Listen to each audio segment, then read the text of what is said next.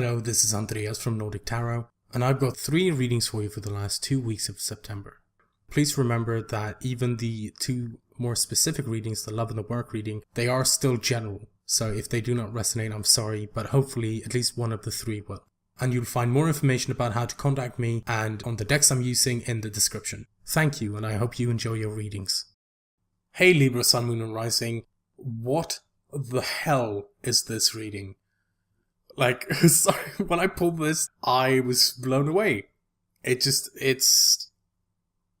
looks crazy to me. Like, I've never pulled anything like this before.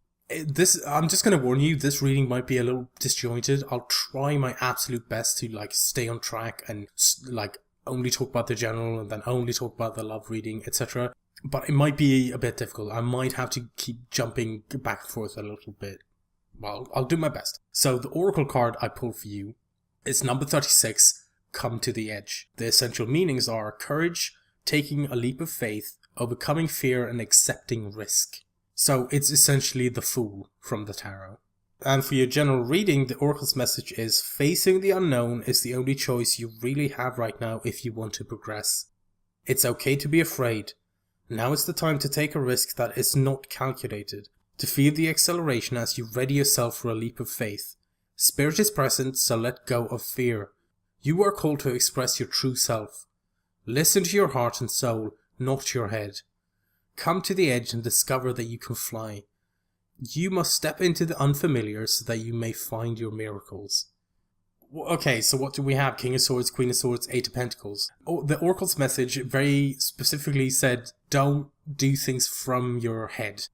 It's about your heart and your soul. What do you want? What do you like? Do you have a fire burning within you?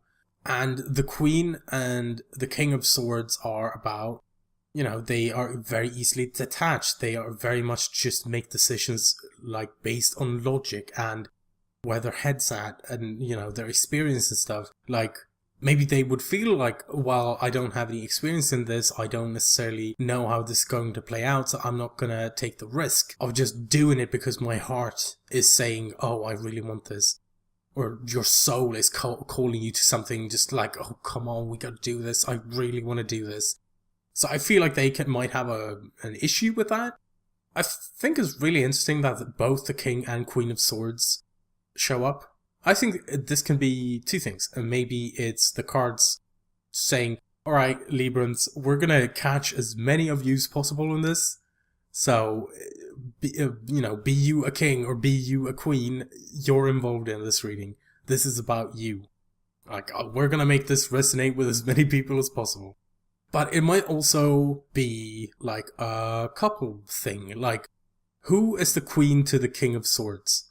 The Queen of Swords. That's his queen, and vice versa. They, if you were an earth sign woman, your king would be the King of Pentacles, for example. So yeah, either it's to do with a couple, or it's just a catch-all, let's grab all the Libras. Because this, if both the King and Queen show up, this is, could just be, this is you. And the 8 of Pentacles it's the Apprentice card. It's a card that speaks of doing work that you know about. It's nothing new. It might even be routine. It's something you're very familiar with. But you don't mind doing it because it is a path to get to mastery. Because right now you might be an apprentice, but you're willing to put in the work and keep working to reach mastery of whatever skill or thing or aspect it is you're working on. So I feel maybe the King and Queen of Swords are just really willing to work on whatever it is they're working on. And I feel it's this kind of leap of faith kind of thing. Okay, well, it goes against my better judgment perhaps, but I still want to do it. It's really scary, but I'm going to work on this and I'm going to do it, and it's going to be intense and crazy, but let's do it. Now, for the love reading, you have the relationship message. It's scary to be truly intimate with someone, to allow him or her to see all of you, especially the parts that you kept hidden and protected. Now is the time to take the risk and let yourself be seen, truly seen. It's important that you speak up, voice what you need, state who you are, say what you hope for. This is not the time to play it safe, but to take a leap of faith. You will be glad you did. If you're seeking a relationship, the same applies. Take one step toward the gods, and they will deliver what you truly desire. Again, like, intense cards. So now instead of a king and queen of swords, you have a knight of wands and a queen of wands. Now, so obviously the dynamic is a bit different. For example, you might be the queen of wands. You might have all this, like, excitement and, fervor and action-taking energies with the queen of wands. And perhaps you're dating or you've met someone who is the knight of wands. And the thing when a knight shows up with a queen or a king, like, the knight is not a king or a queen. Which, it can sometimes mean that perhaps you're dating or seeing someone, or you will meet someone that is less mature. Like, it can be someone who's older than you, but they just are not as mature as you. It can also, like, literally be someone who's just younger than you. But the Knight of Wands at the same time is someone who, he's fiery and passionate, and he comes in with his cool car, and he's interesting, and he, takes you on adventures, and, like, all these fun things. And then you're there. I feel like this is what it is, that you are there as the Queen of Wands. But it does not necessarily have to be the case. And the relationship is talked about taking risks and letting yourself be seen. Like, the Queen of Wands does all those things incredibly well. She loves people looking at her, and she loves being at the center of attention. But it also says it's important for you to speak up and voice what you need, which the Queen of Wands would also be very good at, I feel. State who you are and say what you hope for. And, like, it's not the time to play it safe, etc. And I feel with the Seven of Pentacles, maybe you do have the opportunity, maybe you're engaging in a new situation where you have the opportunity to plant some seeds. Like, for example, maybe this is the beginning of a relationship, and you now have the opportunity to plant these seeds where you voice your opinions about your hopes and fears and what you want and what you hope for and how you'd like things to be. That's kind of how I feel this dynamic is working out, where you have this really great opportunity to, like, truly be seen in, like, maybe a new situation. Which I don't know, I'm very excited for you, Libra. This seems very exciting. In your work reading, you have the prosperity message. If ever there was a time for you to take a leap of faith into the unknown, it is now. This is the perfect moment to take a big risk. The unknown is the only choice now, and if you come to the edge, you will discover treasure beyond your wildest dreams. Allow your courage to lead you in spite of your fears. You don't need to know the exact form of what you're going for. The essence is much more powerful, and Spirit has a way of delivering an even better version of prosperity than you could imagine. Take that step. The results will be amazing. So, again, work reading. Nuts. Like, again, it's gone from the Eight of Pentacles to the Seven of Pentacles to the Six of Pentacles. It's an interesting sequence. I don't think you have any bad cards. Like, I don't, like, yeah, there might be some conflicts and, like, how you work in relationships, but it's not, you don't have the Tower or anything. And don't get me wrong, I love the Tower. The Tower just changes things up, and things are different, and it kind of ends a stagnant situation. But the Tower can be quite, stressful either way. But I feel like everything is very grounded.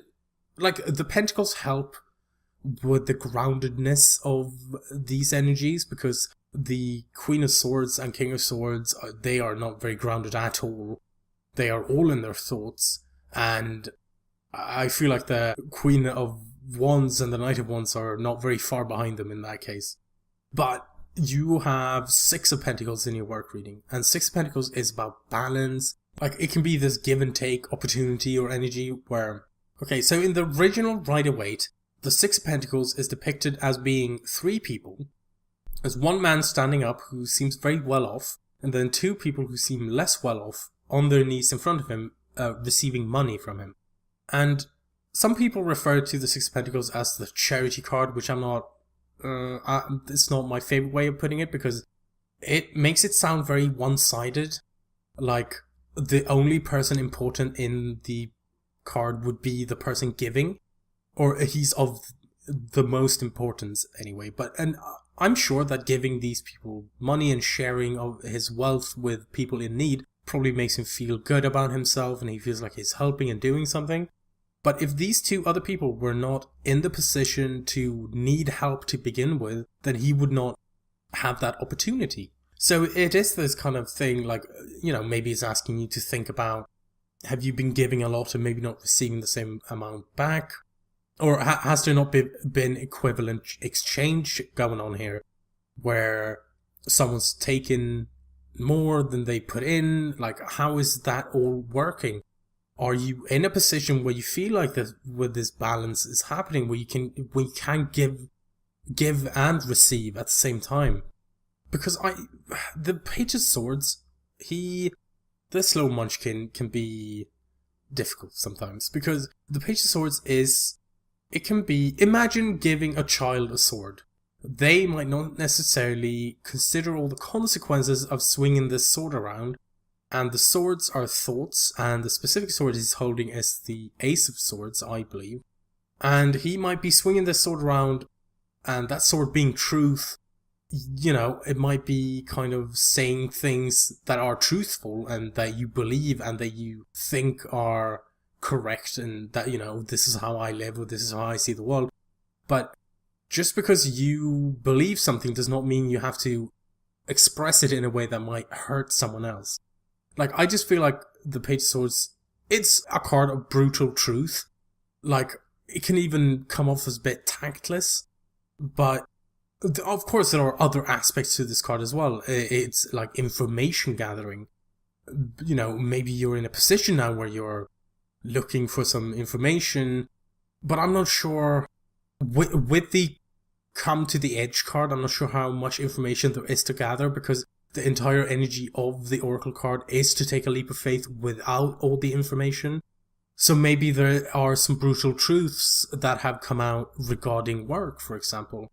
And like the prosperity message is talking about allowing your courage to lead you in spite of your fears.